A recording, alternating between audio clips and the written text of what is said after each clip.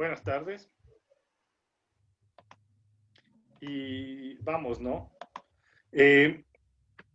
Entonces, después del terremoto de 1868 ya en San Roque no se edifica nuevamente el cementerio, pero también había un cementerio para indios. Y vemos en azul los cementerios del siglo XIX, ¿no? Ya los extramuros, los cementerios, tanto el de San Diego como el del Tejar. Entonces aquí vemos una geografía de la muerte que está relacionada en los puntos verdes con el estatus, con la pertenencia a una parroquia, con la distinción, ¿no es cierto? Que también se puede leer tanto en el espacio en lila como en los espacios en rojo, pero que luego ya en los espacios decimonónicos, que están marcados aquí en azul, van más bien a estar relacionados a la idea de lejanía, de administración sanitaria, no necesariamente desvinculado de la noción de estatus, ¿no? La muerte nunca deja de ser eso, ni siquiera hoy. Pero que ya responden a una suerte de planificación cada vez más laica y menos eclesiástica, si se quiere. Es decir, como dice Aries, estos cementerios herederos de esos antiguos cementerios lejanos, ¿no? Donde se rechazaba la relación del muerto con quienes quedan en las ciudades, van a convertirse en espacios sagrados más bien porque hacia ellos se trasladan cruces, capillas de elementos, ¿no es cierto?, evocaciones sagradas, imágenes de Cristo, imágenes de santos, ¿no? Pero no porque en sí hay aquí un espacio de culto, en muchos casos hasta mucho tiempo después, como puede pasar en el cementerio de San Diego con la capilla de Bruning en 1935. Sin embargo, va paulatinamente este espacio a construir su propia sacralidad. Los espacios que están aquí en verde no necesitan construir su sacralidad porque son iglesias, es decir, el cementerio es la iglesia es el cementerio, de hecho en muchas ocasiones está desparramado esto por ahí. En este caso, Lila es particular porque el hospital y su capilla también tienen un cementerio que tiene una clarísima orientación de clase, y estos cementerios de indios también son iglesias, ¿no? Son iglesias que segmentan población, pero son iglesias, ¿no? Entonces no están desvinculados a la idea de que nos ha dicho Ariel. Quisiera yo dar paso ahorita, ya que vamos a pasar de aquí a los actores, ¿no? Sí, a la exposición de Franklin sobre las cofradías, para luego volver y quizá darle vueltas a la exploración en torno a Aries, los santos y todo eso. ¿Alguien tiene alguna pregunta? Correcto. Dale, Franklin. Buenas tardes con todos. Voy a hablarles sobre el libro de Ana Luz Rodríguez González, Cofradías, Capellanías, Epidemias y Funerales, subtitulado Una mirada al tejido social de la independencia. Es una tesis de maestría publicada por el Banco de la República, que tiene 5 partes: la introducción, 3 capítulos y conclusión. Este párrafo es muy ilustrativo porque resume todo el libro. Dice: el capítulo referente a la actitud de los santafereños frente a la epidemia de viruela de 1801 ocupa el primer lugar en el orden de exposición, por cuanto tal suceso ocurrió en los inicios del periodo estudiado. El capítulo alusivo a la importancia de las cofradías y las capellanías como organizaciones que contribuían a la preparación para la muerte ocupa el segundo lugar. Y por último aparece un tercer capítulo en el cual se aborda el significado que tenían los testamentos, los funerales y los lugares de inhumación entre 1800 y 1831 en Santa Fe. Yo me he basado en el capítulo 2 principalmente, que tiene que ver con la capilla y la cofradía como organizaciones transversales a la independencia. Es decir, que están permanentes durante este periodo estudiado, reitero, 1801-1830. Se consideran aspectos como los testamentos, los funerales, la inhumación y las tareas posteriores al establecimiento.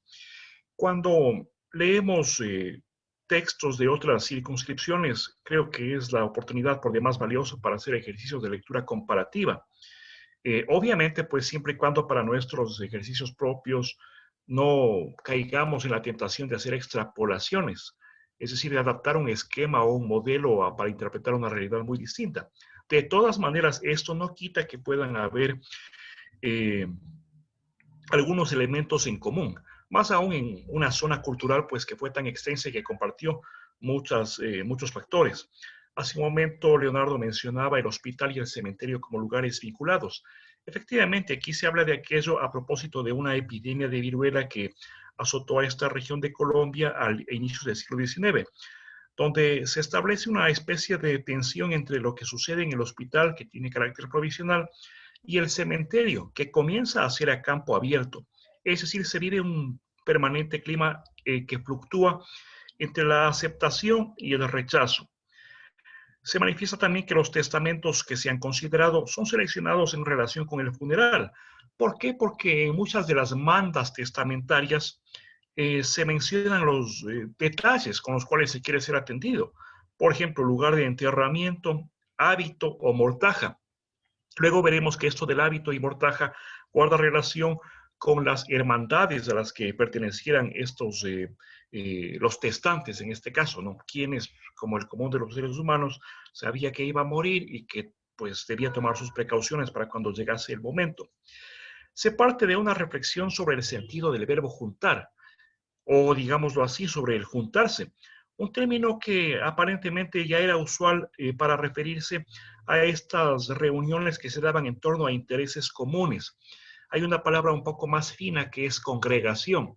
Aquí no lo usa, pero para nosotros es muy conocida por cuanto congrega, junta o arrejunta, como diríamos, a personas en torno a un interés.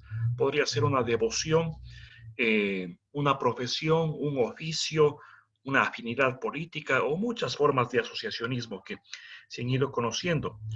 Es interesante que esta autora, de referir su trabajo, su experiencia, manifiesta que los papeles mejor conservados son los que parten de entidades relacionadas con la actividad religiosa, entre ellas pues las iglesias, las capillas, las cofradías y capellanías, donde hay un recurrente temor a la muerte, un permanente motivo que es las pompas fúnebres, o sea, que los lleva a juntarse, y una permanente creencia en el más allá, con un consiguiente temor a la condena o a la eventualidad de una salvación en función de algún tipo de acciones que se van a realizar, que movilizan estas organizaciones. Ya las vamos a detallar.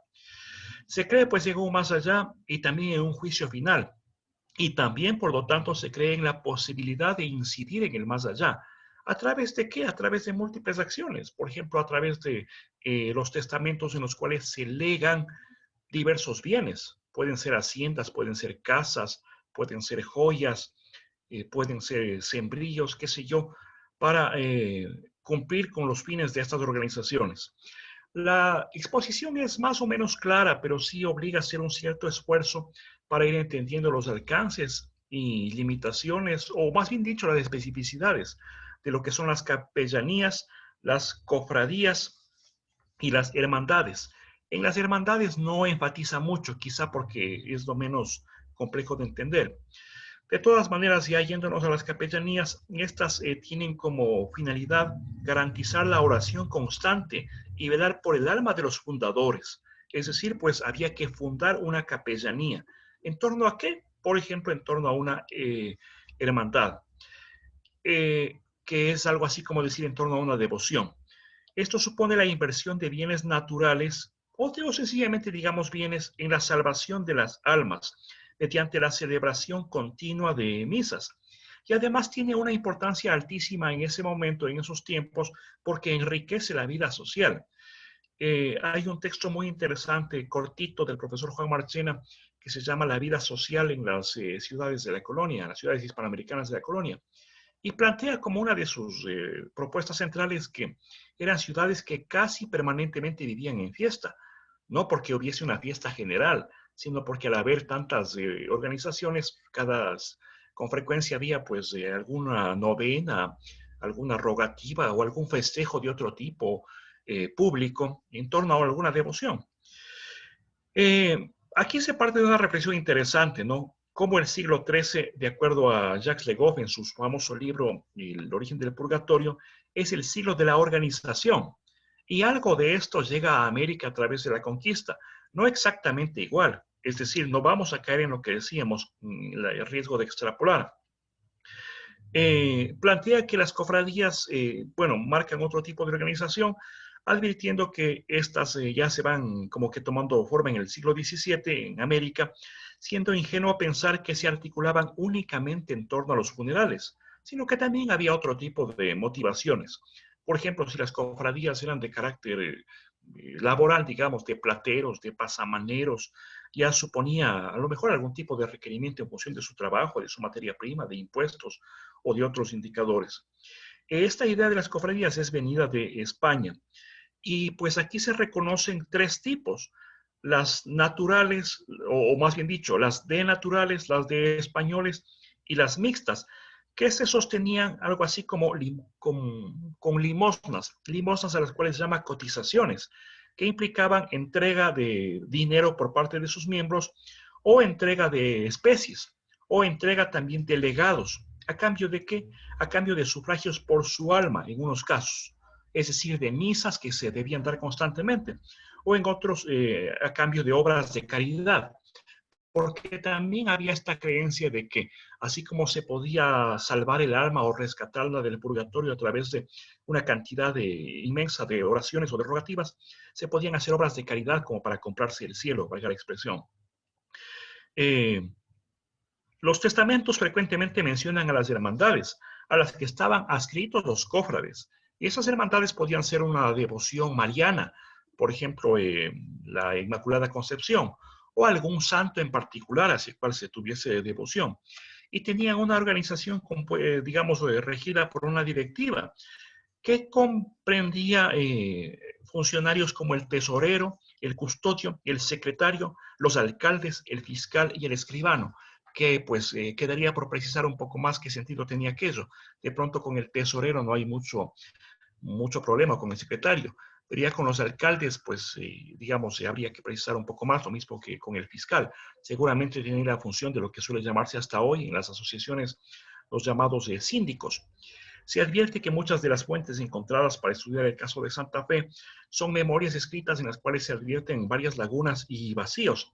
De así que se ignora condiciones de participación de lo que nosotros llamamos grupos subalternos, los indios, negros y esclavos, pero también los españoles pobres. Y esto lleva a una pregunta, a una hipótesis de trabajo. ¿Acaso la adscripción a ese tipo de organizaciones, es decir, las cofradías, para estos grupos, indios, negros, esclavos o españoles pobres, tenía lugar bajo imposición? Deja planteada esa pregunta. Se manifiesta también que algunos de los miembros tenían vínculos con varias cofradías. Esto no era prohibido. O eran miembros de varias hermandades. Mencioné, por ejemplo, a la Señora de la Concepción, o a Nuestra Señora del Rosario, o a Nuestra Señora del Carmen. En este caso, pues, una devoción relacionada con el tema de la muerte, como ya lo vimos en clases anteriores.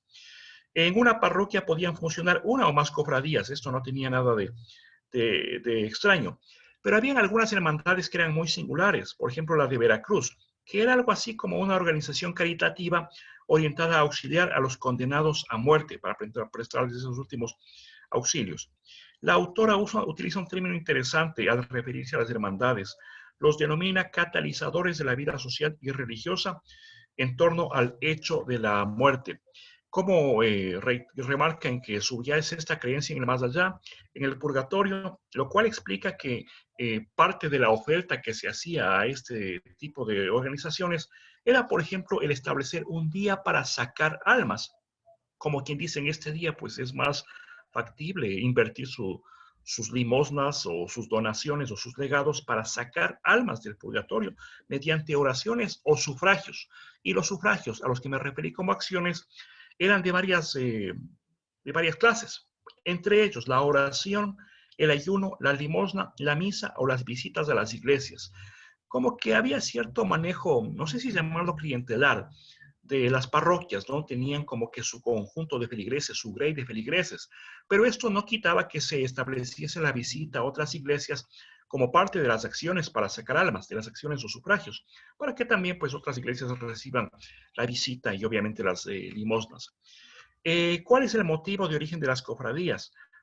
Por ejemplo, asegurarse el servicio de pompas fúnebres, garantizar la solidaridad post-mortem a través de las oraciones para la salvación de las almas, desarrollar la vida social activa a través de la hermandad y las celebraciones religiosas. Una vez que tenemos ya alguna idea de la hermandad y de la cofradía, ya podemos pasar a ver la capellanía. que en cambio era, aunque tiene muchas imbricaciones, vienen a ser algo así como círculos intersecantes, aunque no precisamente concéntricos. De pronto conviene verlo así. La capellanía vendría a ser una institución socio-religiosa que complementaba tareas de la cofradía, igualmente a través de oraciones y de misas. Al ser una fundación, una institución, no podían fundarlas los pobres porque se requería un legado o llamémoslo así, un patrimonio para que pudieran mantenerse estas instituciones. Y tenía una función importante, que era llevar memorias de las misas de las almas, es decir, un registro en el cual se detallaban todas las misas y oraciones que se debían dedicar en memoria de tal persona o por la salvación del alma de tal persona que había legado previamente sus bienes o algún tipo de donación importante. De allí que se establecía, por ejemplo, que se cantaran 20.000 misas, que es una cantidad realmente interesante, pues no sé si nuestra vida alcanzaría para ir a la mitad de eso, pero no es así tan complejo, porque eran misas cortitas de 15 minutos que se celebraban simultáneamente 3 y 4 sacerdotes en las capillas laterales de las iglesias. Y creo que Quito en eso es muy ilustrativo cuando uno va a San Francisco, qué sé yo, a la Compañía, pues ve esas pequeñas capillas laterales, me parece que Santo Domingo también y otras más, donde se pueden celebrar estas misas pequeñas, tanto por audiencia, pero sobre todo por duración del oficio como tal. Y seguramente en muchos casos solamente estaba el sacerdote que celebraba la misa en esta forma muy abreviada.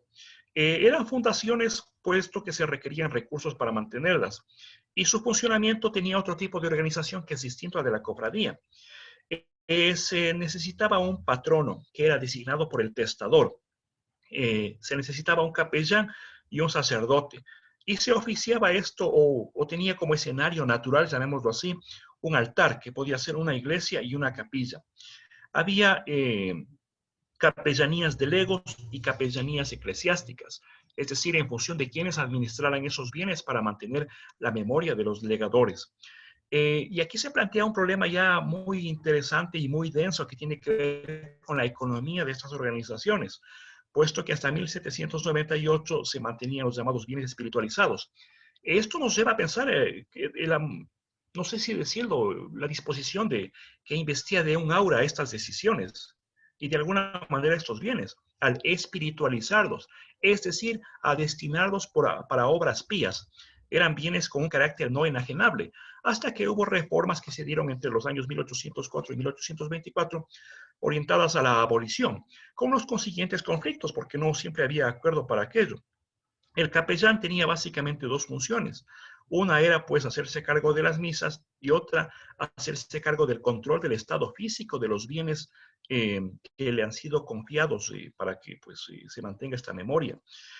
Aquí la autora hace un ejercicio como el que yo he intentado lejanamente hacer, que es relacionar dos realidades. En este caso, mi pequeño intento fue entre Quito y Colombia. En el caso de la autora se refiere al lapso 1250-1550 en Inglaterra, cuando el número de capellanías iba en función de la prosperidad económica de las poblaciones. De pronto, pues los planos no son muy ilustrativos en esto, ¿no? Porque nos van indicando dónde hay mayor incidencia de este tipo de corporaciones. Y esto implicaba más o menos trabajo para los sacerdotes. Bueno, pero en todo caso, como las misas eran breves, y seguramente una misma misa servía para, como sirve hoy, para rogar por el descanso eterno de tales personas, y a veces se menciona hasta unas 10 o unas 20. Yo he visto que eso es muy frecuente hasta el tiempo actual. Para 1809, siendo rey Fernando VII, tienen lugar algunas reformas que dan lugar a acciones de ocultamiento de las fundaciones. ¿Por qué? Porque aquí también hay unos móviles. De todas maneras, cabe ser un poco prudente al advertir ambiciones o manejos excesivamente económicos, ¿no? Sino tratar de situarse un poco más en la mentalidad de esos años en los cuales se ha estudiado este fenómeno. Súper interesante, gracias Franklin. Un abrumador resumen, buen texto, anótele en la base de datos que tenemos que tener. Sí, seguro. ¿Alguien tiene alguna pregunta? ¿Alguien tiene alguna inquietud en torno al funcionamiento de esto? Respecto. Dale, Fausto. Sí, digamos, ¿cuál a su modo de ver es la principal diferencia entre una hermandad y una cofradía. Porque según lo que menciona Franklin, digamos, las capellanías tenían relaciones tanto con unas como con otras, ¿no? Pero ¿cuál era la diferencia? Porque en apariencia, digamos, la cofradía podía tener más actividades que estaban vinculadas a la caridad y la oración, y la muerte era una de ellas. Y por lo que menciona Franklin, lo que puede comprender es que la hermandad tenía, en la hermandad la primacía era todo el tema funerario. Entonces quisiera saber si es que ese criterio es correcto o si es que había una diferencia sustancial. En las cofradías y capellanías hay unos móviles que tienen que ver con lo funerario, pero en el caso de las cofradías como que se orienta al rito funeral, ¿no? A garantizarse un bien morir y una sepultura, digamos, adecuada o deseable. Y eso se especificaba en las mandas, es decir, ser sepultado en tal lugar, vistiendo tal hábito o siendo amortajado. Las capellanías como que suponían ya una organización orientada específicamente a fundar, a establecer algo así como un albacea espiritual, que sea el encargado de velar porque se cumplan estas misas, estas oraciones, estas miles de misas. La hermandad básicamente, hasta donde alcanzo a entender, está vinculada a una devoción. Por ejemplo, el caso de las vírgenes, el caso de algún tipo de Cristo. Si me permiten hacerme un salto en el tiempo enorme, esto es algo un poquito anecdótico. Hace unos pocos años asistí a una parroquia cercana a Riobamba llamada Punín. Y allí pues hay un santuario cercano llamado el santuario de Chuipe Punín, donde veneran al Señor de la Agonía. Y cada año cuando se hace la fiesta, no es una fiesta precisamente luctuosa, ni de lloros, ni de lamentos, como las de Semana Santa. Más bien es una fiesta que pues implica la misa, el rezo, el rosario, obviamente la parte formal, llamémoslo así. Pero también juegos, algo de baile, algo de, con alguna comparsa, con la gente del lugar, ¿no? Con los niños especialmente, las piñatas, las ollas encantadas. Y fue muy simpático pues asistir allí y había un payasito que era el que animaba este evento con niños. Y como el motivo era la fiesta del Señor de la Agonía, cada cierto tiempo gritaba, ¡que viva el Señor de la Agonía! Que eso me parece que era es una especie de chiste cruel, ¿no? Pero así el resultado.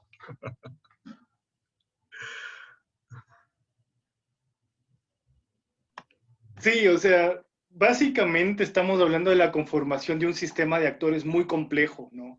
El concepto que maneja Maldonado en su tesis en torno a la economía espiritual es muy importante aquí, en este momento, ¿no? Hablamos de, como dice Franklin, de no intentar de alguna forma trivializar lo que esta gente sentía cuando invertía en el más allá, que para ellos era absolutamente trascendente, ¿no? Al punto que por ejemplo, tu vida estaba inmediatamente vinculada al ejercicio y servicio de un bien espiritual.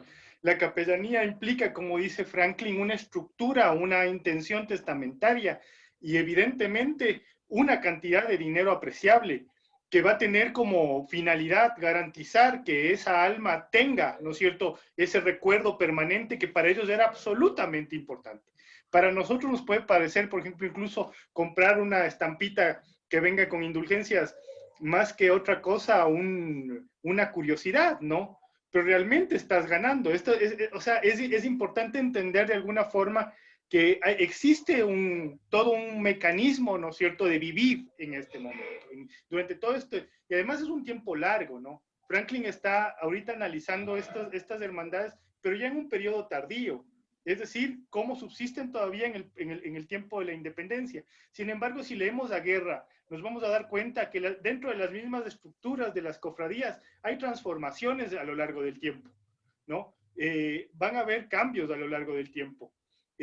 No necesariamente tienen como, por ejemplo, la cofradía del hospital, que vamos a verle próximamente, la cofradía del Santísimo Sacramento Viático de Enfermos, una finalidad funeraria como su eje, ¿no? Habrán otras que más bien están agrupando a gremios, por ejemplo, la cofradía de San Eloy, que era de los plateros, ¿no? En este caso, una cofradía cerrada, en tanto no tanto por la pertenencia de clase, ¿no es cierto?, sino por la estructura funcional de la misma, ¿no?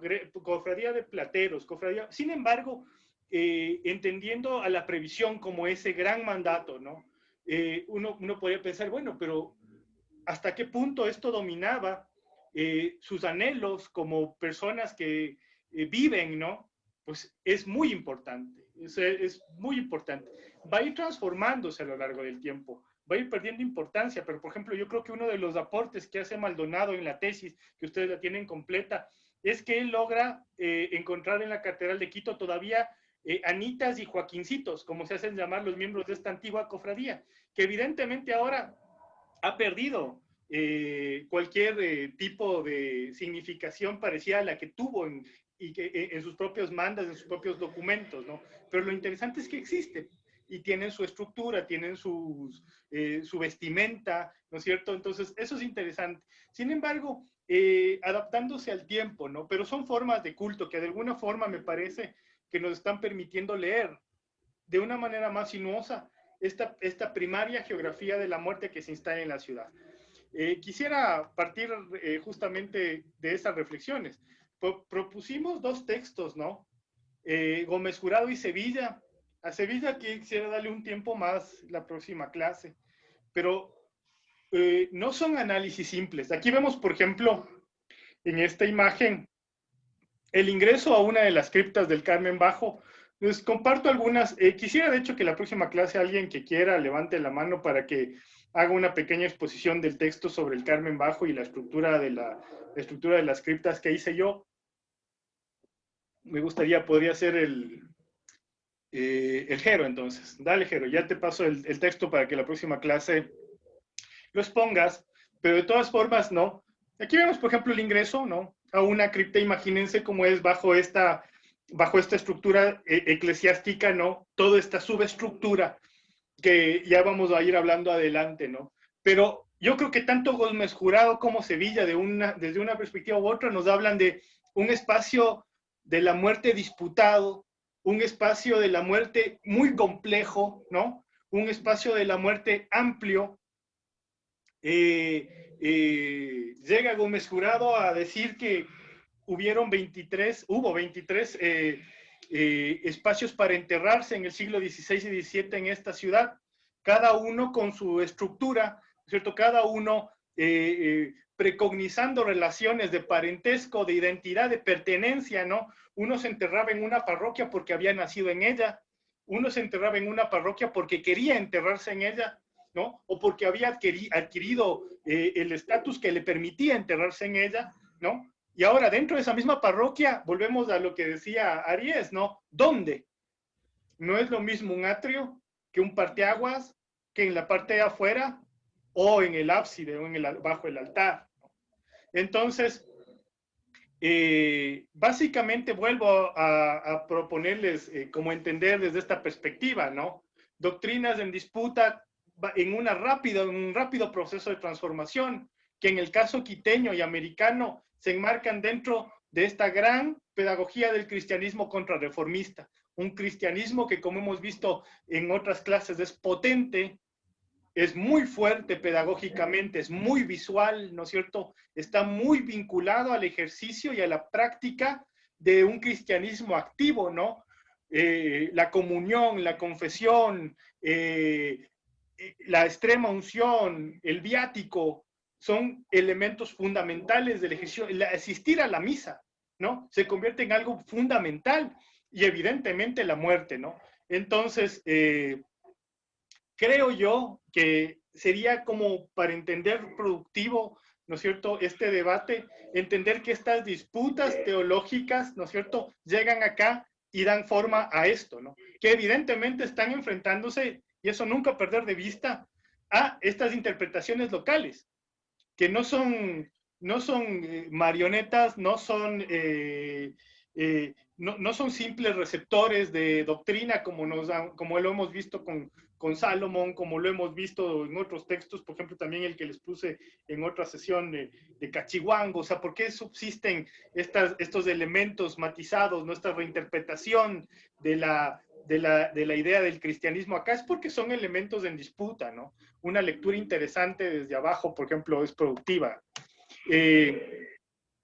Miren, aquí está la entrada al cementerio de los padres en San Francisco, dentro de la capilla de Villasís. Como bien menciona Gómez Jurado, dentro de esta iglesia, solo dentro de esta iglesia, actualmente tenemos 8 cementerios, ¿no? De distintas épocas. la muerte se ha ido acumulando como capas, ¿no? Y evidentemente estamos aquí frente a una estructura en piedra que no es pues del siglo XVIII ni XVII, sino es bastante antiguo, es una representación de una muerte temprana, ¿no? En Quito. Esos actores, ¿no es cierto?, que hemos analizado, que ahorita Franklin acaba de decir en su análisis de las cofradías, creo que hay como que ponerles en una dimensión de contexto, ¿no? En un contexto que tiene espacio, en un contexto que tiene una disputa temporal. Y aquí quisiera como poner unos pocos puntos en torno a lo que ya se ha dicho, ¿no? La cofradía, las cofradías, las instituciones antiguas, ¿cierto? Herederas de antiguas formas de organización, no son necesariamente religiosas, sino organizaciones de carácter laico con reconocimiento religioso, que es distinto. Es decir, se permiten organizarse y reciben el reconocimiento religioso, pero no necesariamente son religiosos, son seglares. Al ser un efectivo mecanismo de expansión del cristianismo, en este cristianismo contrarreformista van a extenderse, van a ocuparse de los asuntos espirituales, pero también de asuntos materiales, de asuntos sociales, como bien dice Franklin en esa referencia. Pareciera que la idea que tenemos de la ciudad del periodo virreinal, del periodo colonial, es una ciudad piadosa, quieta, inmóvil y nada que ver, ¿no? Es una ciudad que transita entre fiestas, entre devociones, novenas. Hay un marco místico, hay un marco religioso que de alguna forma marca esto, pero estas hermandades están también metidas en los asuntos sociales, ¿no? En la convivencia, en el auxilio no solamente espiritual, sino también en ocasiones en el auxilio material a los miembros de las hermandades. Y aquí pongo una reflexión que me hago yo pensando en esta época, ¿no? Intentando entender esto. Darle asunto a la buena muerte, darle asunto a tus postrimerías, no es una mala inversión en este momento.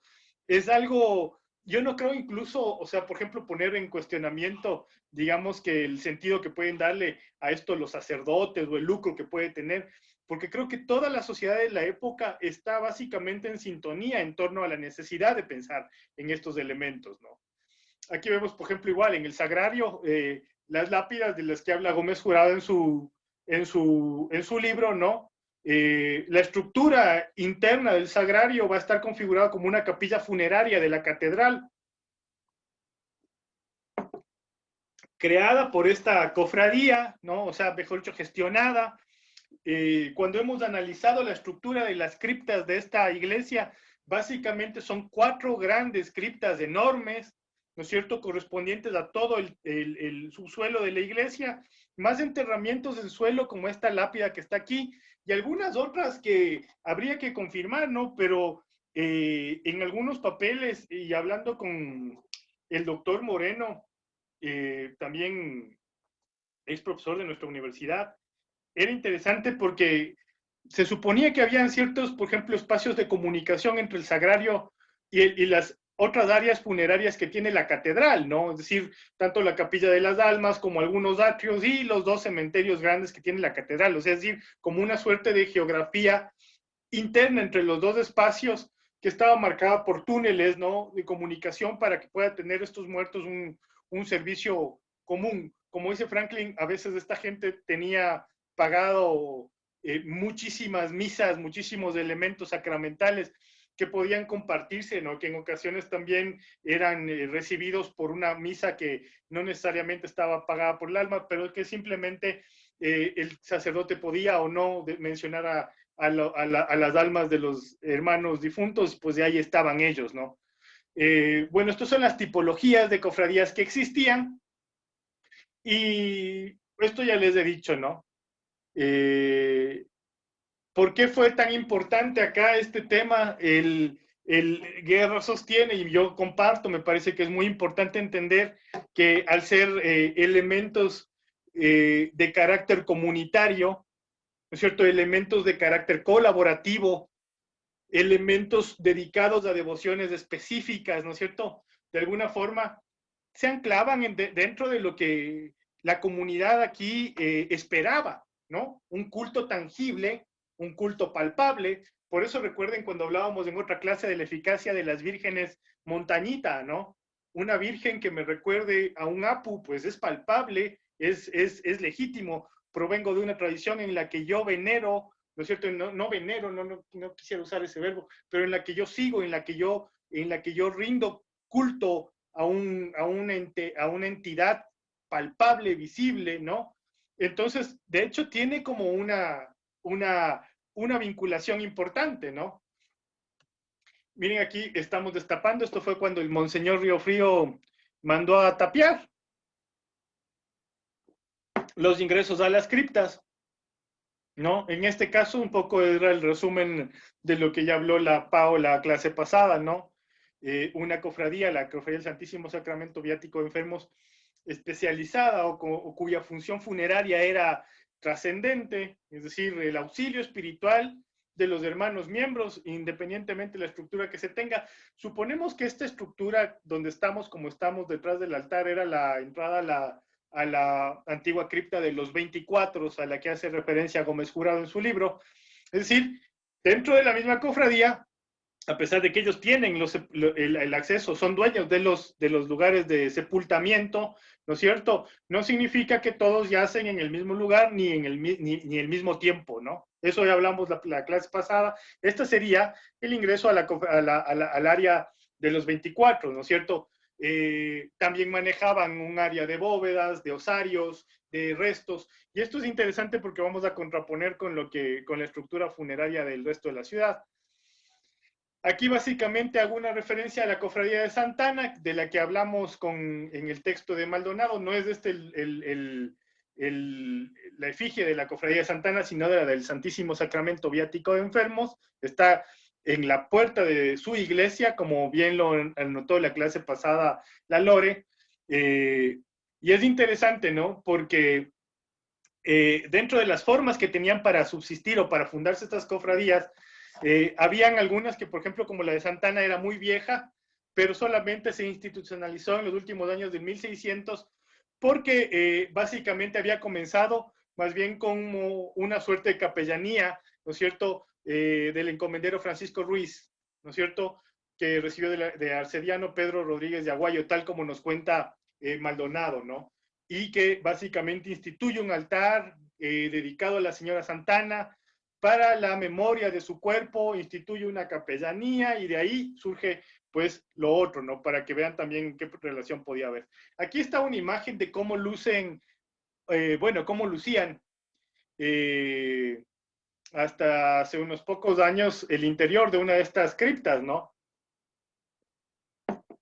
Esta es la cripta 2 del Sagrario, de la que hicimos planos. Pero lo interesante es que, como ustedes pueden darse cuenta, aquí hay algunos elementos importantes, ¿no? No estaba previsto la circulación, no es un espacio para visitar, es difícil de bajar, es difícil de acceder por justamente la estructura que está en la que como está diseñada. Pero más allá de eso, no estaba previsto tampoco que los cuerpos permanezcan aquí eternamente, ¿no? Es decir, alguien nos decía, bueno, si abres una cripta del Sagrario vas a encontrar restos del siglo XVII, XVIII. No, muy difícil, tanto por el tema de la humedad, la conservación, pero porque los muertos se mueven. Eso es un tema que quiero como poner en consideración suya siempre, ¿no? Estos muertos están siempre en movimiento, están cambiando de lugar, y en este caso también iban a otros espacios destinados para osarios, ¿no? Pero me parece interesante traer a colación el concepto que ya habíamos ahorita debatido, ¿no? El concepto de economía espiritual, ¿no? Una interacción individual que dinamiza desde lo social y lo colectivo el pago de esa deuda espiritual y por ende la ganancia del mundo ultraterreno, la ganancia de esta recompensa. Eso me parece a mí fundamental, por eso les traigo aquí esta cita, ¿no? Cuando hablábamos de las categorías y de los tipos de cofradías, el Franklin se preguntaba justificadamente, ¿cómo podían constituirse estos en espacios de ascenso social, o siquiera cómo podían constituirse en espacios de ingreso, por ejemplo, para personas que no gocen de beneficios económicos, que no tengan recursos, ¿no? Y eso es gracioso porque miren este párrafo que escribe, que pone Daniel Maldonado, ¿no? Es evidente que no todos estuvieron en condiciones de reducir la estancia en el purgatorio.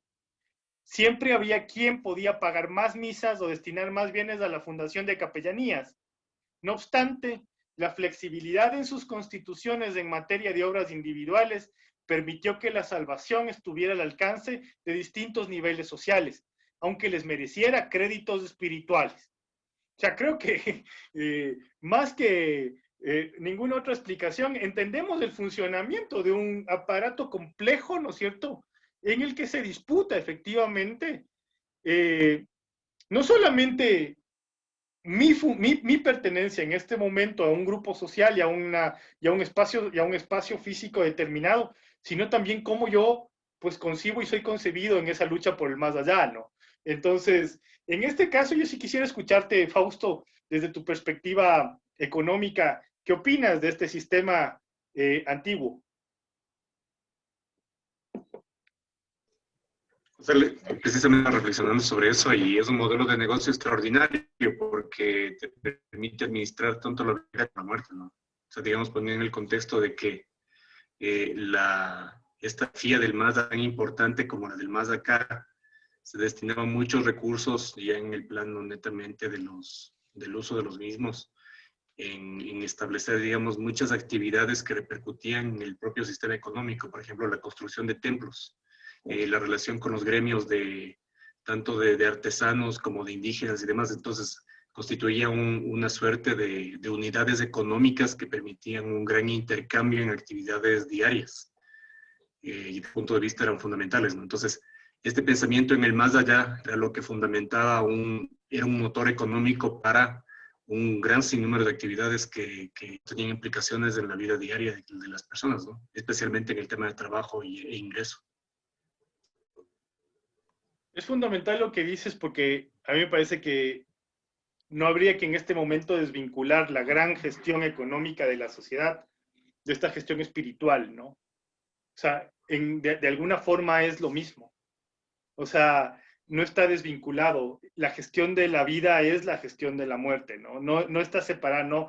Y para eso nos va a servir muchísimo leer esa transformación ya a los ojos de Foucault, ¿no? Porque si bien aquí hay un culto individual, hay una separación del ritual cuando se inhuma, aún dista tiempo para encontrar esta necesidad de la lápida, por ejemplo, esta necesidad del espacio primigenio, ¿no? Donde yo me descomponga y alguien pase y lea mi nombre. O sea, todavía se confía muchísimo en el auxilio que te pueda dar, ¿no es cierto? Tanto la autoridad eclesiástica, tanto la figura del sacerdote, la figura del capellán, como tus hermanos. Porque recuerda que está ya muy anclada la idea de que si alguien puede ayudarte a salir del entuerto, ¿no es cierto? Es el que queda y que sigue rezando por tu alma porque vos ya no puedes de alguna forma, ¿no? Entonces se instituyen esos días de poder. Por ejemplo, los lunes hasta hoy se siguen celebrando las misas por las almas del purgatorio, ¿no? En el centro es muy común incluso que si uno va a la Merced te entregan la novenita de las almas de los lunes, porque es el día de las almas, es el día para sacarles, como dice el Franklin, hay también una suerte de espacios específicos, hay una sinuosidad que se va trabajando. No sé si, Lore, a raíz de tu trabajo y tu investigación en el personaje tuyo, estudiaste estos días el culto a las almas acá en Quito. Más el 1 de noviembre y la gente que hasta ahora sigue pagando por los que se acuerdan. Eso era sorprendente porque no es solo los que se acuerdan de esta generación, sino generaciones que ni siquiera conocieron y seguir pagando por esas almas, como los bisabuelos, por ejemplo. Yo alguna vez le hice este comentario a mi mamá, yo le decía, por ejemplo, alguna vez que leía en alguna iglesia, ¿no? una manda que, por ejemplo, tenía que ver con el descanso, que se digan misas por mi alma hasta el final de los tiempos, por ejemplo, una de esas ya bien atrevidas. Y decía, pero ¿cómo se va a cumplir, no? Y mi mamá me decía, cuando el sacerdote menciona a los hermanos difuntos en la misa, los menciona a todos. Entonces era como maneras también como la iglesia puede seguir de alguna forma tributando estos compromisos, ¿no? Porque para la gente que los adquirió en su momento era importante, o sea, vos invertías una enorme cantidad, ¿cierto? Para garantizar el culto. Y eso era muy importante, ¿no? Pero el tiempo hace que esta capa de olvido se vaya, no sé, asentando sobre los nombres, sobre las personas. Yo a ratos incluso me acuerdo que una pariente mía que está enterrada frente al altar de San Agustín, la han visto, una señora Saldumbida, y yo decía, a raíz de ese monumento me puse a investigar quién era. Y es gracioso porque no sé si fue su intención, pero yo me veo luego escarbando en un difunto, ¿no? Que compra un espacio importante en una iglesia principal de Quito, ¿no? Y de alguna forma se cumple lo que dice Antón Marí, que sea yo creyente o no, estoy mencionando su nombre y con eso estoy de alguna forma orando por él o por ella, ¿no? Entonces es interesante esta función, este espacio, estos nombres que aparecen en los templos, ¿no? Eh, este impacto. No sé si también tenga que ver, por ejemplo, alguna vez alguien nos contaba, ¿no? Que le cortes del cabello el primer corte de cabello de un niño o de una niña que tenga el pelo muy, muy bonito y que con eso se haga la peluca para esa imagen y garantiza, pues, o sea, tu presencia en el templo, ¿no? Entonces entendamos que tiene mucho que ver con eso. ¿Alguien quiere opinar? Leo, Mauricio. eso es justo lo que comentabas de las almas. Una vez estábamos comentando con el párroco y me mencionaba, ¿no? Que todos los días, o sea, ellos dicen que celebran la Eucaristía y hacen memoración de las almas que, digamos, él cuando era joven decía que pagaban hasta tal fecha, hasta tal año, y entonces él decía, por ejemplo, el lunes tenía que rezar por tal alma, el martes por otro, el miércoles por otro, y así toda la semana iba como que iba recordando por estas almas. ¿En dónde dices eso? ¿En el Quinche? No, no, aquí justo por donde yo vivo, justo hablábamos con el párroco Mm. de aquí, me decía eso, que todavía lo siguen haciendo. Es que le pregunto el Quinche porque el Mauricio estaba ahí intentando investigar por ahí. Pero de todas formas, es interesante, ¿no? Entonces ahora, miren, capellanías, cofradías, altares, espacios. Si la ciudad está en disputa como espacio para la muerte, cada uno de estos espacios es otro espacio disputado, ¿no? Entonces, y esa es como quería un poco trabajar la segunda parte de Aries, ¿no? Entender ahora de la ciudad al espacio. Es lo mismo, ¿se acuerdan? Alguna vez me llamaron cuando estaban levantando el suelo de la iglesia de San Francisco, ¿cuánto sería? Hace unos 12 años. Y alguien decía, encontraron una familia, ¿no? En el altar. Y claro, no había alguna evidencia de quiénes eran, pero teníamos solamente un dato importante. Debieron haber sido muy importantes. O sea, eso es lo que es. Entonces, esa ubicación, la disposición del cuerpo, ¿no? Va a adquirir después de lo que Aries nos dice, cuando estos muertos vuelven a acercarse hacia los santos para impregnarse de salvación, va a adquirir una importancia fundamental, ¿no? Entonces, echémosle un poco más de aderezo a este tema. Híjole, ¿por qué se me vino acá esto? École. Ahí les tengo una. Bueno, esto es una fotografía de cómo lucen actualmente las criptas del coro en el Carmen Alto.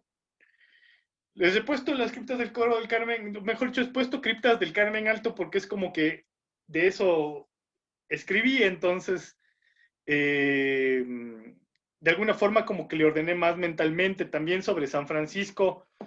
sobre Santo Domingo, y hay que entender que aquí hay una cosa interesante, ¿no? Lo que les planteo ahorita. Imagínense esto, a todos estos individuos, ¿no? Como dice Maldonado, independientemente de su situación socioeconómica, disputando un espacio en el más allá, invirtiendo en un espacio en el más allá, realmente algo importante, ¿no? Entonces van a constituir en cada uno de estos espacios un espacio de revelación, un espacio de disputa, como dice Aries, ¿no? Un espacio que comparte en todas sus unidades esta idea de sacralidad. Y aquí, por ejemplo, cuando les pongo la cripta del Coro del Carmen Alto, ¿no? Recuerdo claramente la idea de las monjas que fueron mis informantes, cuando ellas decían, era tan importante la visión que tuvo Mariana de Jesús, ¿cierto? De que su casa iba a convertirse en un convento carmelita, que una de sus evocaciones era de que en su cuarto ella veía a monjas santas reposando, ¿no es cierto? Y haciendo sus cosas. Y justamente sobre esta estructura, pues se supone que estuvo las habitaciones de la santa, ¿no? Entonces, claro, y bajo esa presencia, ¿no es cierto?, de la fundadora se construye este otro elemento, ¿no? Este otro elemento ya ritual, un elemento monástico, pero un elemento que también acogía a seglares, ¿no? Aquí no solo estaban monjas, aquí habían también personas seglares, aquí estaba justamente la persona que sirvió de testigo para la canonización de la santa, del hermano Miguel, me parece, del hermano Miguel.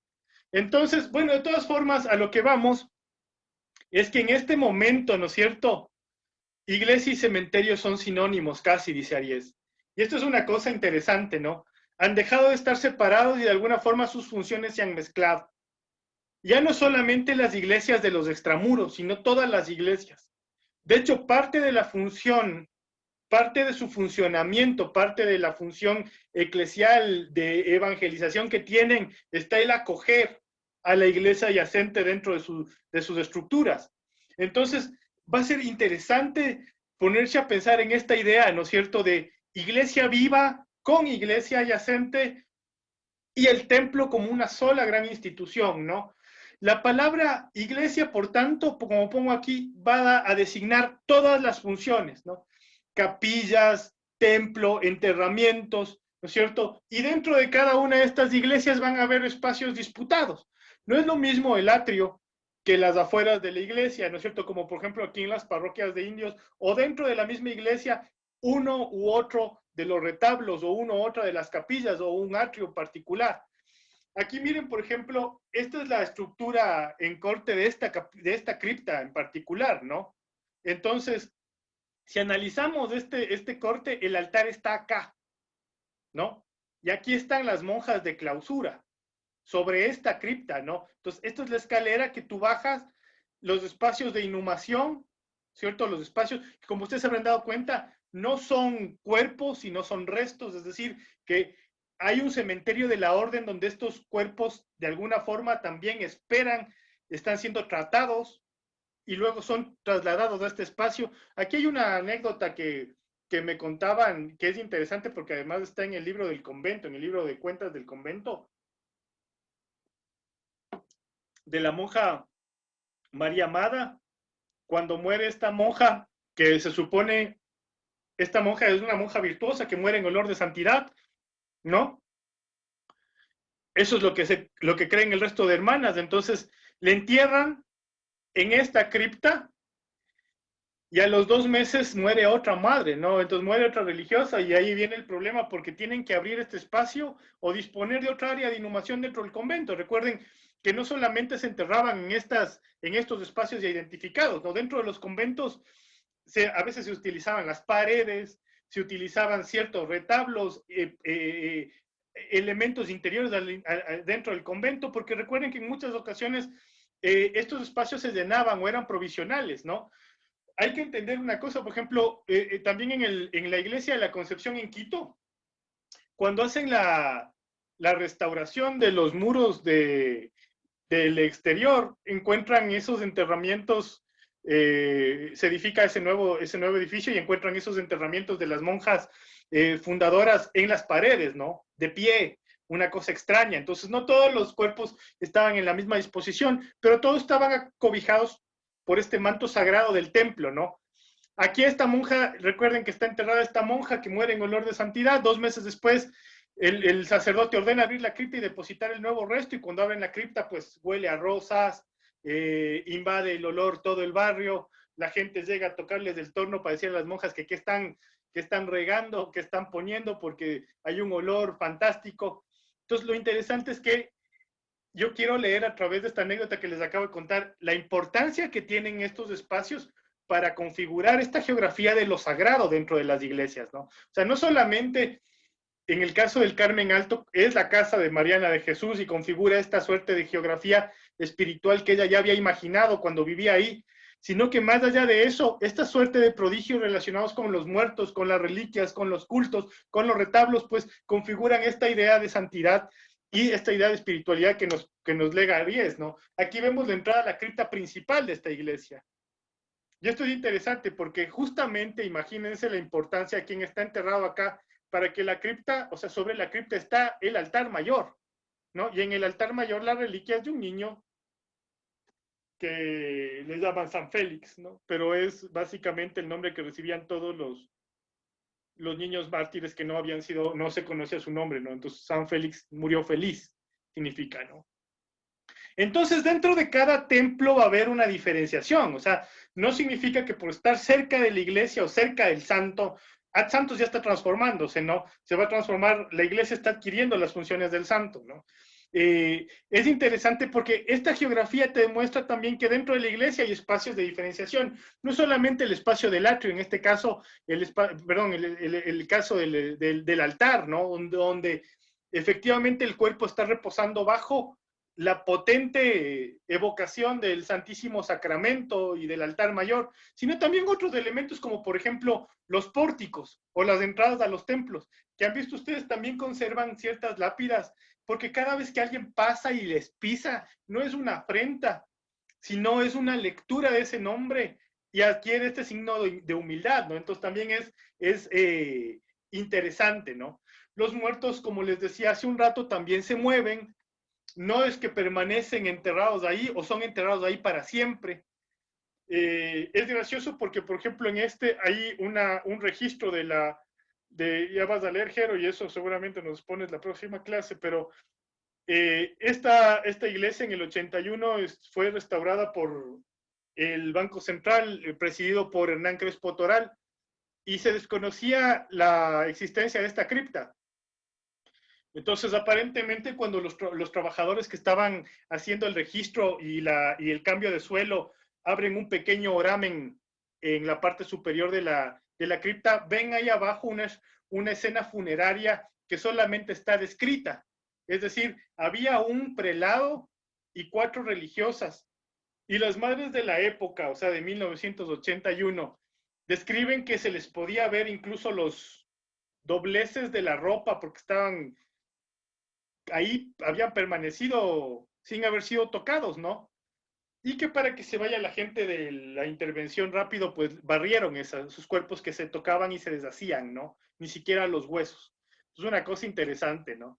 Los muertos van a estar en movimiento, los muertos van a ser trasladados. Esto va a dar como resultado que dentro de las iglesias, dentro de estas estructuras eclesiales, hayan otros espacios para otro tipo de restos, ¿no? O sea, es decir, el espacio para la descomposición y luego el espacio para el reposo largo, ¿no? Los osarios, los carneros, que están presentes también en las iglesias, en los templos, ¿no? Es famoso el de San Diego, donde hay montones de muertos ahí. Ahora, también es interesante, aquí hago una reflexión que tiene que ver en torno al cuidado, ¿no? ¿Dónde están ubicados los restos? Dentro del mismo aparato, dentro de la misma estructura, representa de alguna manera el cuidado que van a tener esos restos, ¿no? Entonces ahí hay que de alguna forma diferenciar y poner en contexto los pobres no van a tener largos enterramientos, ¿no es cierto? Van a ser continuamente exhumados para dar paso a otros restos. Los cementerios de las iglesias de indios van a estar abarrotados continuamente, ¿no? Al punto que, por ejemplo, cuando hay el terremoto de 1865, el párroco de San Roque escribe pidiendo que le den autorización para volver a funcionar el cementerio, y el municipio, el cabildo, le niega diciendo que estaba en mal estado, entonces que no vuelva a pedir eso, ¿no? Entonces, no es idílico esta pertenencia y esta disputa por el espacio dentro de los templos para todos, ¿no? Sino que hay reposos y hay reposos, ¿no? Miren aquí, por ejemplo, esto es de la iglesia de San Francisco, la cripta principal del altar. Lo que nos dice Aries, llega un momento en el que ese descanso, estos cuerpos, esta gente está bajo el altar de San Francisco. ¿Fueron poco representativos? No.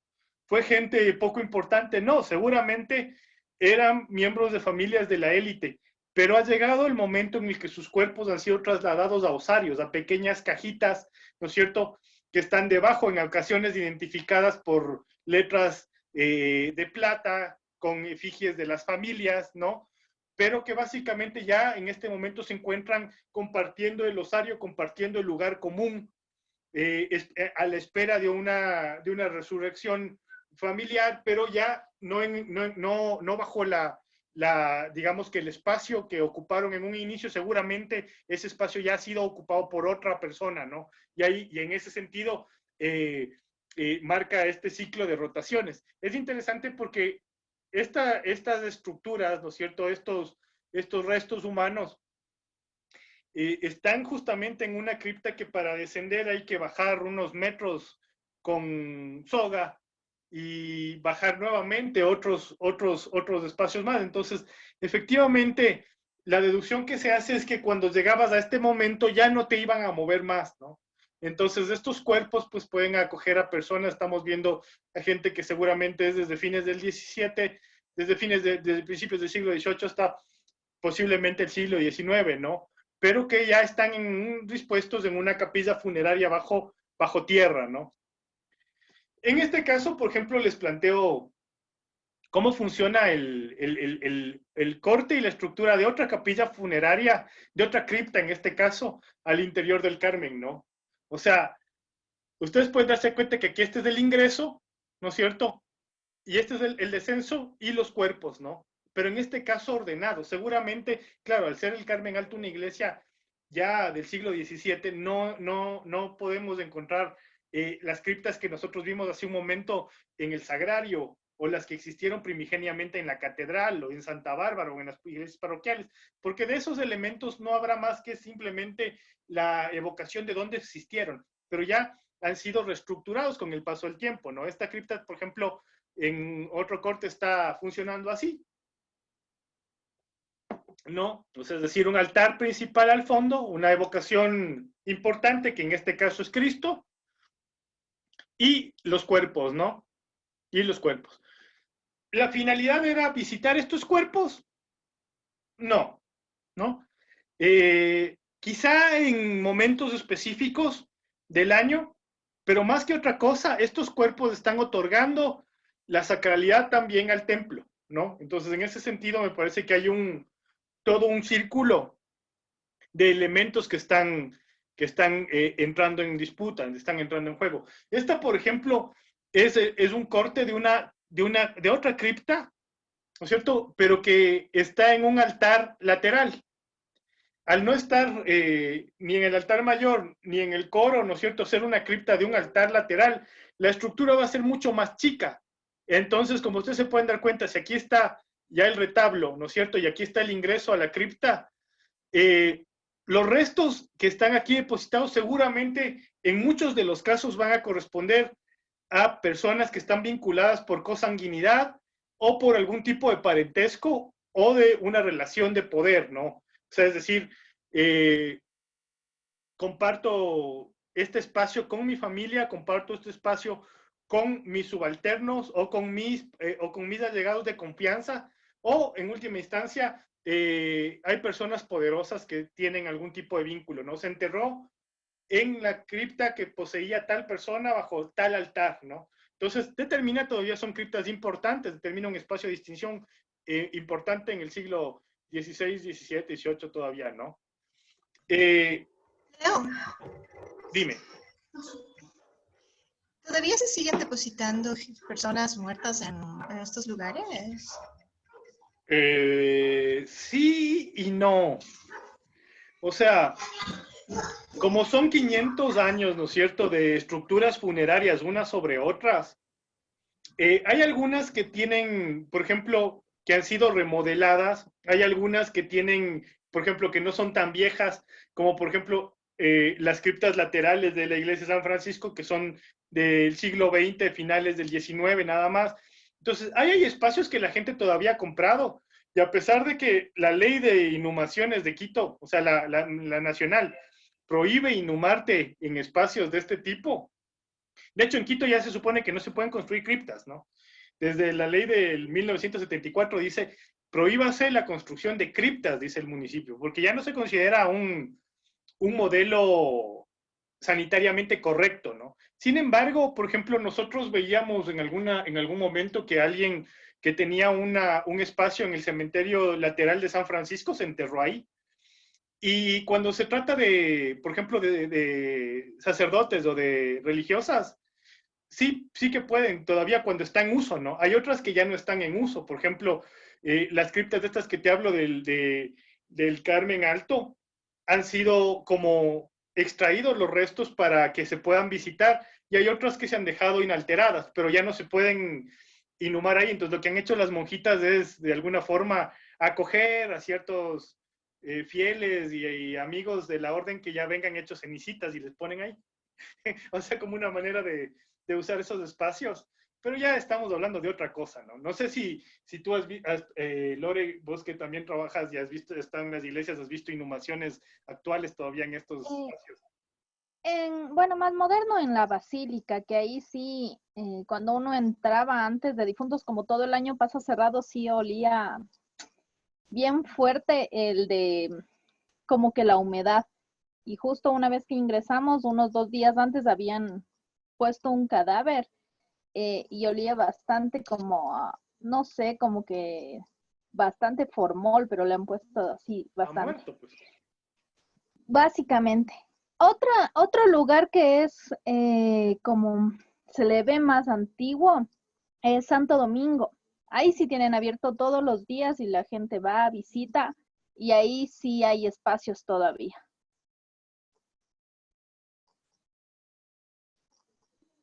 Oye, pero también hay espacios un poco actuales que están activos. Yo suelo llegar por el barrio de la Vicentina y ahí hay una cripta donde que todavía se están usando y se puede visitar. No le veo, o sea, marca una pequeña diferencia, ¿no?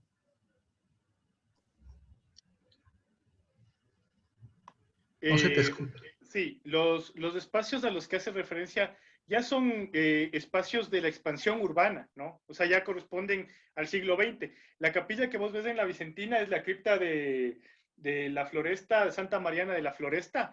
Es ya toda, yo incluso hay una hipótesis que tengo, ¿no? Cuando, date cuenta que cuando la ciudad empieza a crecer, ¿no? Y va a haber primero una crisis, ¿no? En el siglo XIX la crisis es los cementerios de extramuros. Uno podría pensar que San Diego entra y es un hit de una y la gente lo va a preferir, pero están tan acostumbrados a este tipo de inhumaciones que en los primeros años de apertura del cementerio, y aquí está el Fausto que tienen los registros, la gente duda mucho en irse a estos cementerios nuevos. No es como que hay incluso, yo tenía un testimonio de alguien que dice, ¿cómo le vas a abandonar ahí como perro? Afuera, en esa pampa, ¿no? O sea, es decir, acá está en la iglesia, está cobijado pero paulatinamente el cementerio va a ir ganando esa sacralidad, ¿no? Y constituye el barrio, que es la otra cosa.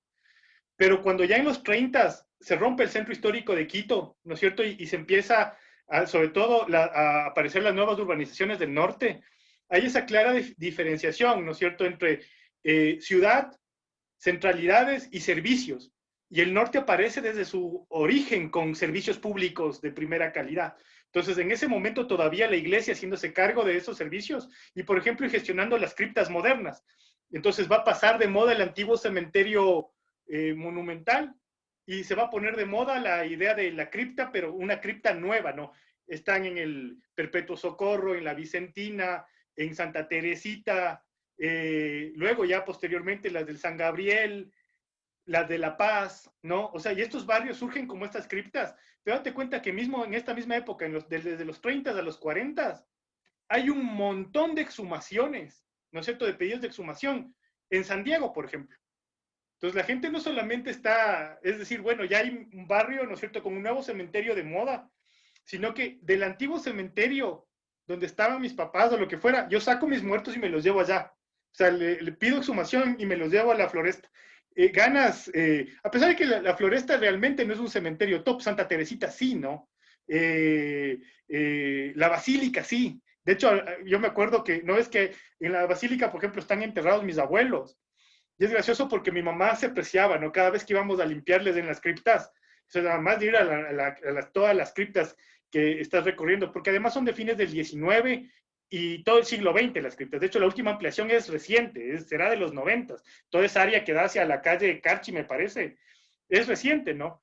Y es gracioso porque verás, íbamos a esas criptas y mi mamá te hacía ver unas piedras donde estaba el nombre de tu familia.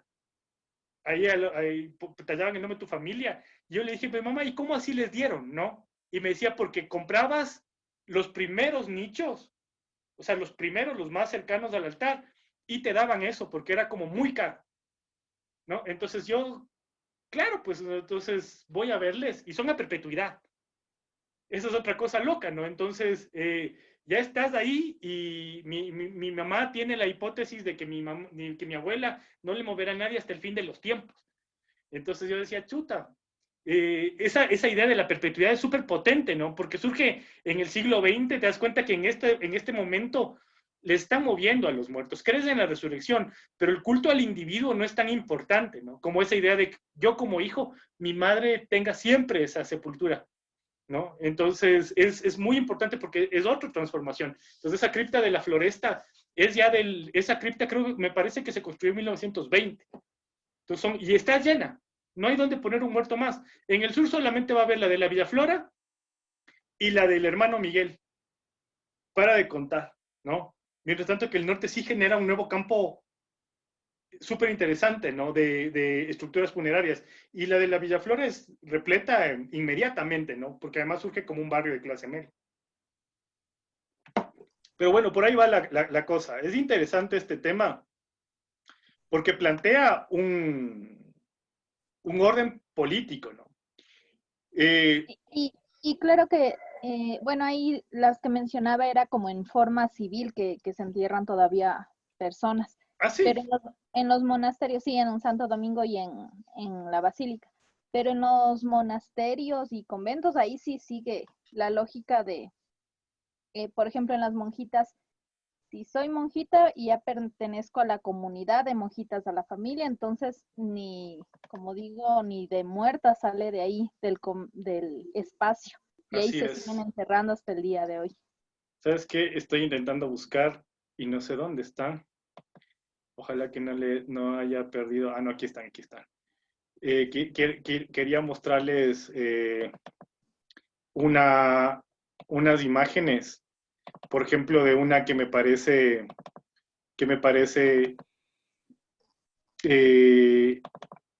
esta, por ejemplo, verán, esta es de la Concepción. Voy a compartir pantalla ahora. La Concepción tiene montones de espacios de inhumación, pero las criptas, ¿se ve? Sí se ve.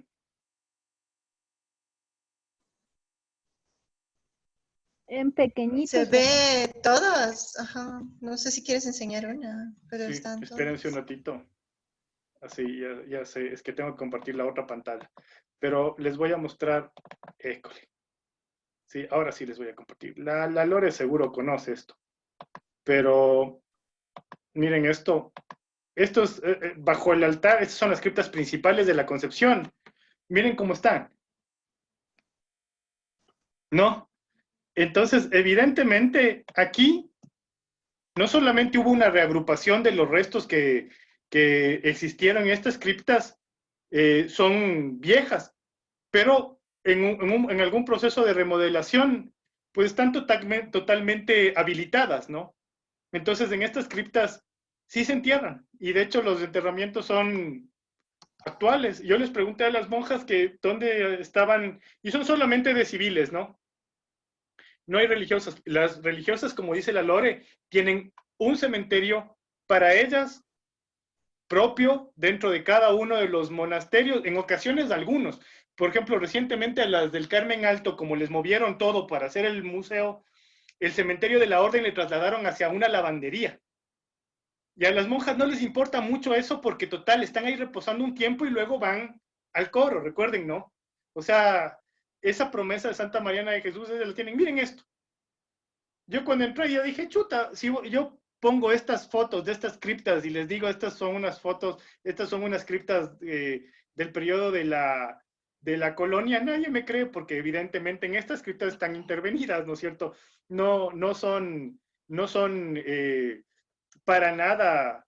Ahora, por ejemplo, de las que habla la Lore, por ejemplo, estas de en San Francisco, en Santo Domingo, hay criptas y hay criptas, ¿no? Entonces, por ejemplo, hay criptas, por ejemplo, que están llenas y que son muy viejas y que ya no se pueden usar, como por ejemplo estas de Santo Domingo. Espérense un ratito.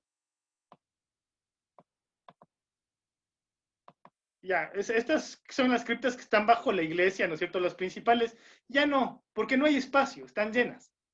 Miren, pero hay otros espacios que dentro del mismo convento, pues se han ido adaptando. Entonces, en la capilla de Nuestra Señora del Rosario, todavía hay espacios, ¿no?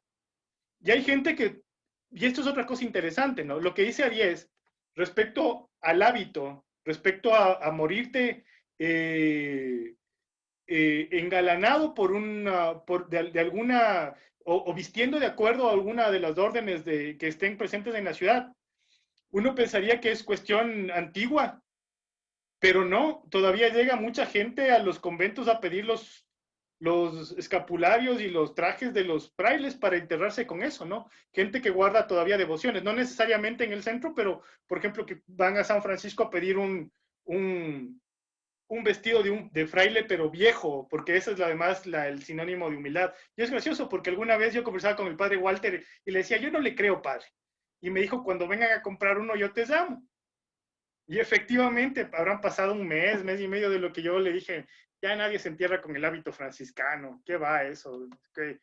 Y habrá pasado un mes y medio y ya me llamó, y tenía ya una señora que había fallecido su esposo o alguien, y estaba comprando claro que ellos le vendían alguna cosa, un traje realmente viejo, y lo que querían era como, me decía que era de alguna forma apuntalar a esa creencia. Si ella cree, pues que con eso su esposo va a estar bien, pues se le vende.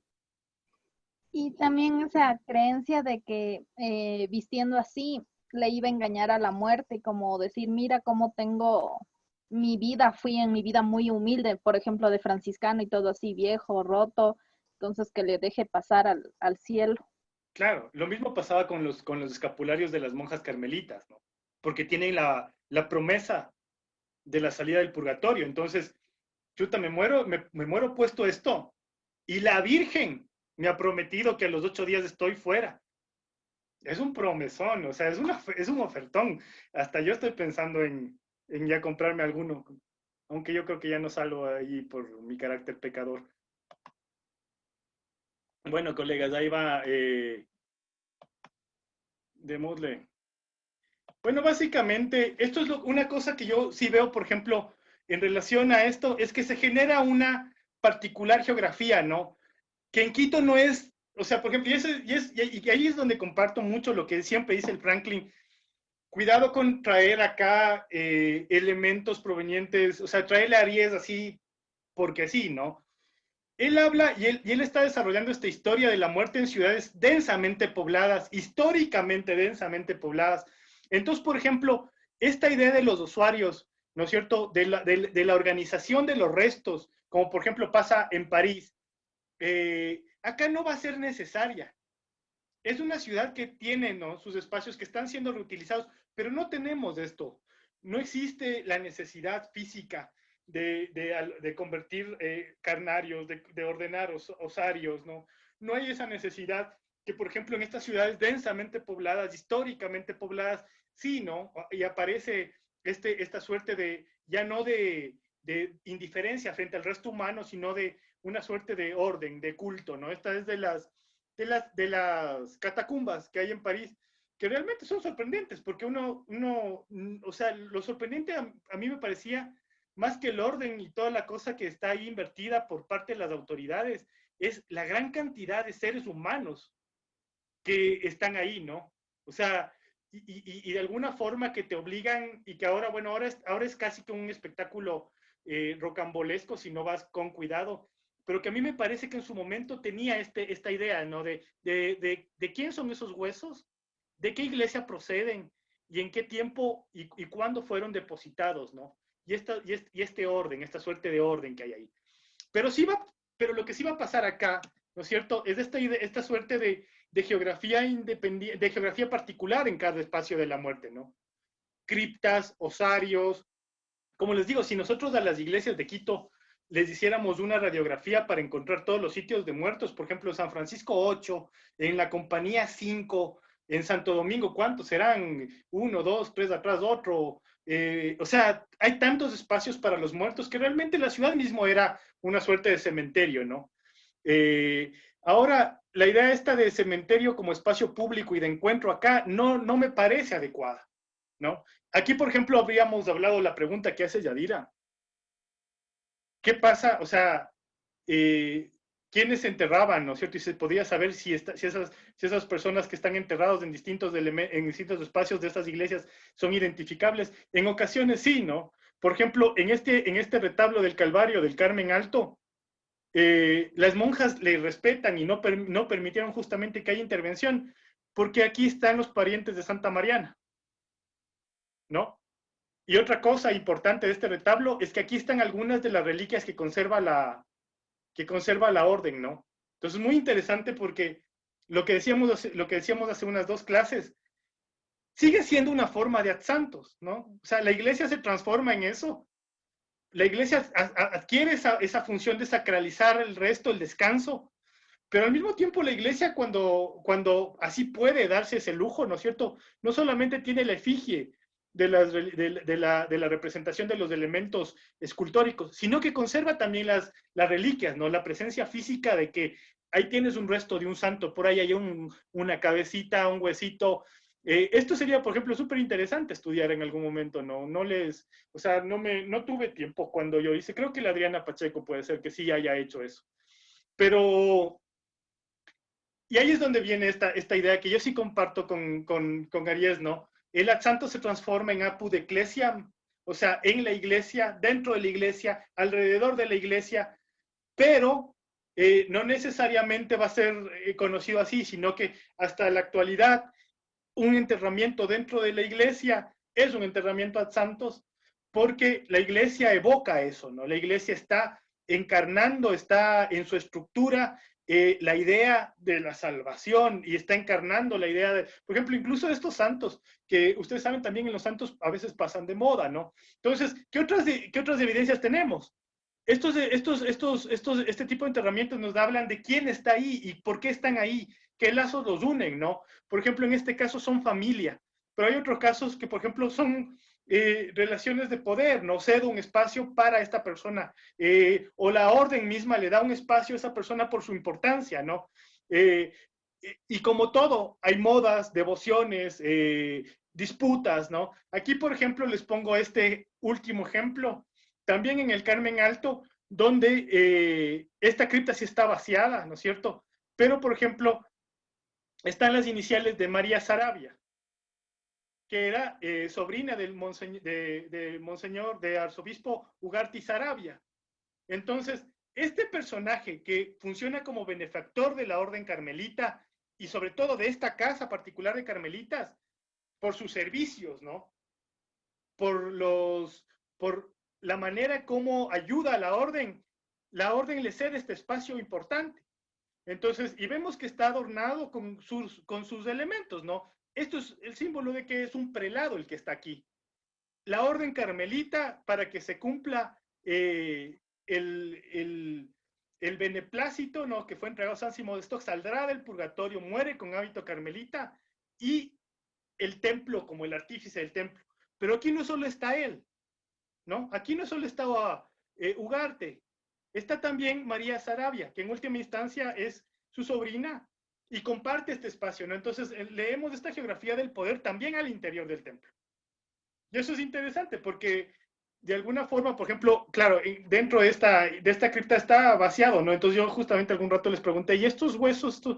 Y nos aseguraron las monjas que habían sido sacados ya mucho tiempo atrás, que estaba vacía cuando se intervino en el 81 y que fueron ya colocados en algún cofre común en el coro, porque ellas olvidan de quién es esto. O sea, imagínense lo que es, o sea, la muerte es una cripta que está ahí sellada mucho tiempo, pero ellos se olvidan de quién es esto y recuperan esto más bien ya con las intervenciones de la gente que está haciendo el trabajo, ¿no? Entonces recuperan y se genera una nueva suerte de relato. Pero lo interesante es que esta gente que está aquí enterrada vuelve pues a ser nombrada, ¿no? Y ahí es donde otra vez vuelve Antón María a tener esa consideración, ¿no? Vuelves a ser evocado y por ende estás ahí, ¿no? Eso es, colegas. ¿Alguna pregunta? Sí, yo desde hace algún rato. Justo estaba hablando de las criptas de las iglesias. Hablamos mucho de las criptas que se llenan. Pero yo estaba pensando en una cripta que es significativamente vacía, que es la cripta presidencial que está debajo de la basílica. Cómo es que solo está enterrado Andrés Fernández de Córdoba, que fue presidente interino, está Camilo Ponce y un presidente, creo que Aurelio Mosquera, no estoy seguro. Entonces, mi pregunta es, ¿por qué razón no pega la idea de una cripta en la iglesia del voto nacional en la cual estén todos los presidentes? ¿Qué es lo que hace que no sea atractiva esa idea? De lo que yo he leído al respecto es una cripta que se construyó en los años 70, inspirada un poco en el Valle de los Caídos de España. ¿Qué hipótesis tienes vos, mi mujer?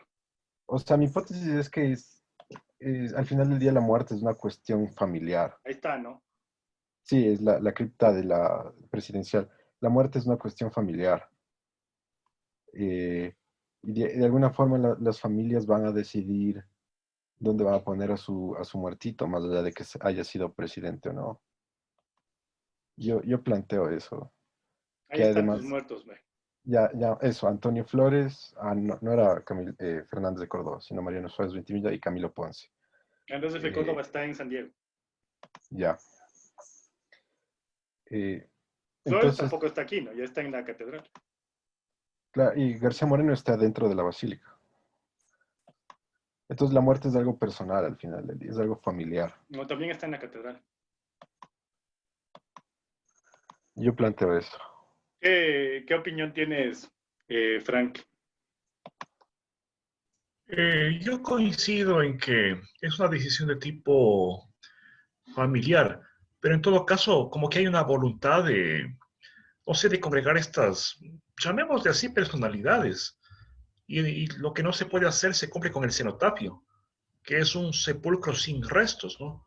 Que viene a ser las veces de. He tenido yo la misma inquietud y creo que la misma respuesta que Jerónimo, pero también como que hay una especie de, no sé, con respecto a quién tuvo la idea o a quiénes tuvieron la idea y a quiénes la ejecutaron y a quiénes la financiaron, como que también hay una vocación para el fracaso, porque no despega ese espacio, ¿no? No es un espacio habitual de visita. Tal vez Jerónimo se confundió porque en la basílica hay una representación, un bulto de mármol de García Moreno, que no es tan fácil de ver, así como para hacer una fotografía o como para una visita turística. Pero también, o sea, hay un libro importante de Olaf, no me acuerdo el apellido, que se llama Tumba y Poder, que habla de los restos y el poder político cómo está de por medio el tener, el custodiar. Por ejemplo, con un presidente como Correa, o sea, se llegó a exhumar los presuntos restos o los restos de Alfaro, se hizo toda una ceremonia para llevarlos a Montecristi. Yo supongo que sería muy complejo, habría todo un revuelo si se quisiera traer los restos de Rocafuerte, de su gran mausoleo, a Quito, por ejemplo, o sea, por poner estos ejemplos, ¿no?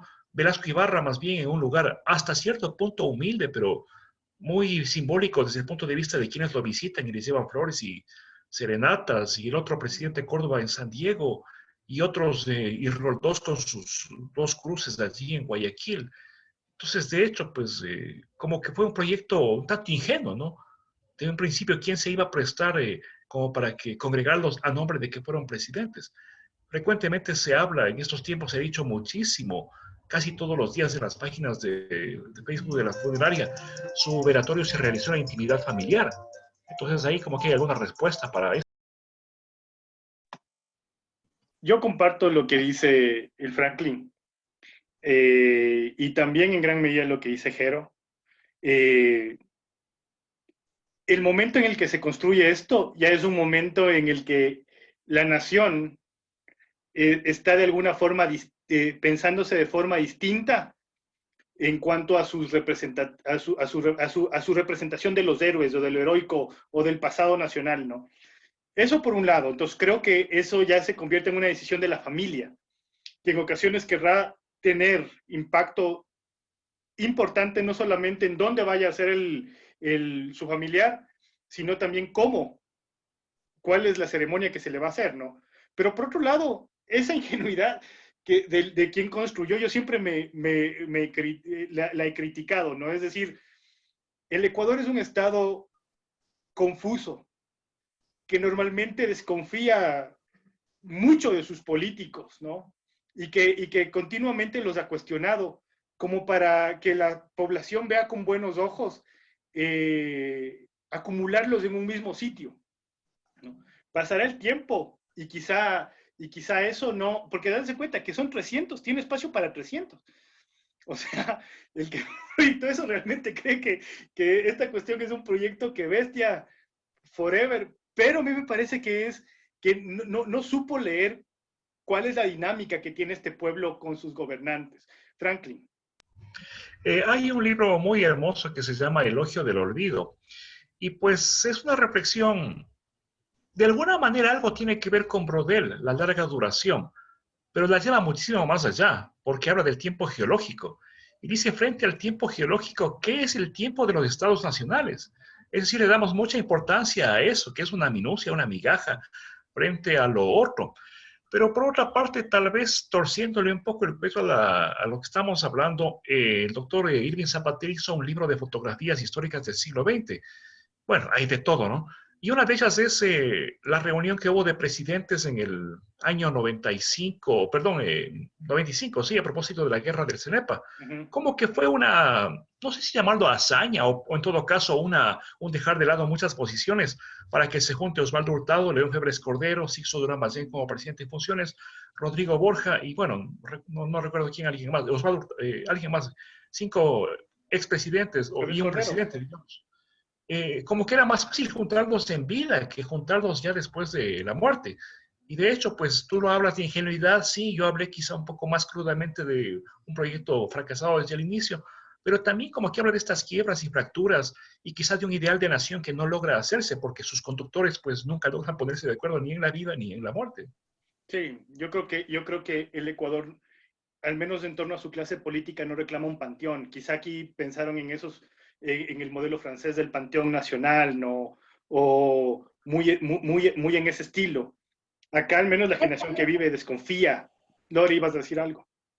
Sí, esa idea de unión de la patria, porque justo como dice Basílica del Voto Nacional, todas las banderas ahí, la idea de todos los santos de cada provincia también ahí, la idea de los padres de la patria ahí, pero, o sea, libremente los presidentes tienen como su espacio y la familia sí, ahí tal vez decidieron en vida con el mismo presidente de que no, o tal vez otros presidentes que son de otras provincias, es por qué en Quito, Entonces también esa idea de territorio, básicamente.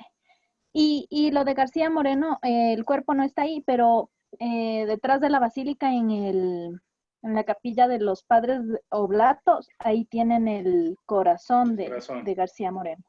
Es que recuerden que estaba Solo, enterrado en dos partes, ¿no? Eso es interesante. Ya se fue el Carlos, pero el Carlos está trabajando eso para este curso. Bueno, fue interesante el tema del cuerpo perdido. Hay que escribir algo así sobre los relatos curiosos en torno a la muerte. Creo que nos acercamos al Hay fin un de... relato curioso. Dime, Juan. Este señor Francisco Salazar Alvarado hizo un libro sobre los restos de García Moreno. Sí. Pero claro, o sea, es un libro interesante, pero también se pueden hacer otro tipo de lecturas. Inclusive el mismo hecho de que él se toma la foto con la calavera así, como que si significara una escena de Hamlet. O sea, da mucho para hablar ese libro. Y que en las ilustraciones hasta incluye el billete de 20.000 sufres, cosas como esas. No, da para es gracioso pensar, porque me da la impresión de que estás en un texto. Es muy divertido de leer. Tengo que compartir eso, porque sientes que estás frente a Indiana Jones, ¿no? O sea, es un tipo que va resolviendo los crímenes hasta que llega a la figura de la escalera y ahí dice, bajo esta escalera debe estar, y ahí efectivamente están los restos en Santa Catalina y luego el corazón en el Buen Pastor, en fin. Otra cosa interesante, solamente para terminar, ya que ya nos ha cogido la tarde, es interesante este tema del culto político a los muertos de Olaf Rader que menciona el Franklin. Es un librazo ese. Pero, por ejemplo, yo me ponía a pensar mucho en el tema de los restos de Manuela Sáenz y el traslado que hizo la ya difunta prefecta, en ese entonces viceprefecta Costales, ¿no? Porque era una cuestión simbólica, ¿no es cierto? Pero fue todo una suerte de construcción en torno a se traen los restos, pero era tierra de un espacio donde se supone que estuvieron. Pero miren la importancia del fetiche, ¿no? Es decir, se traen los restos, ¿no? Y vinieron en una caravana que pasó por las ciudades y por los pueblos. Entonces yo en ese momento sí me preguntaba, ¿cuán importante es este tema? El fetiche del cuerpo, traigo algo, en esta tierra viene algo del ADN. Dale. Sabes que ese caso desató muchas críticas. Yo recuerdo quizá de las más duras, Enrique Ayala hizo un artículo llamado Canonizaciones Perversas, donde que hacía yo no diría burla, pero sí fustigaba duramente, pero trajo algún efecto, porque poco después, en Riobamba, por ejemplo, comenzó a hablarse de qué pasó con los restos de Maldonado, y hubo un director de cultura que propuso traer una tierra de Londres para un poco hacer lo mismo que con Manuela Sáenz. Una tierra. Bueno, esperemos que... Es interesante esto. Por cierto, algún momento sí está de hablar de dónde están los muertos, porque hablando del pasillo, tengo que proponerte una idea que tengo, Franklin, pero es en cortos, es de un importante personaje del pasillo nacional que le iban a dar el vire de un cementerio. Eso es, mis queridos amigos. Disfruten de su fin de semana. Si quieren, mañana ya les paso por el chat la mesa del suicidio. Quienes quieran, no va a ser una mesa histórica, ni mucho menos, seguramente será psicológica, pero si alguien quiere, pues bienvenidos. Un abrazo grande y fraterno. Mañana me veo con Franklin y con el Fausto, el Esteban que yo me habías pedido. Vemos y nos vemos la próxima semana. Y si alguien más quiere, pues seguimos hablando. Y nada, pues un abrazo grande. Gracias. Muy amables. Buen fin de semana. Una alegría verlos. Chao. Gracias. Gracias.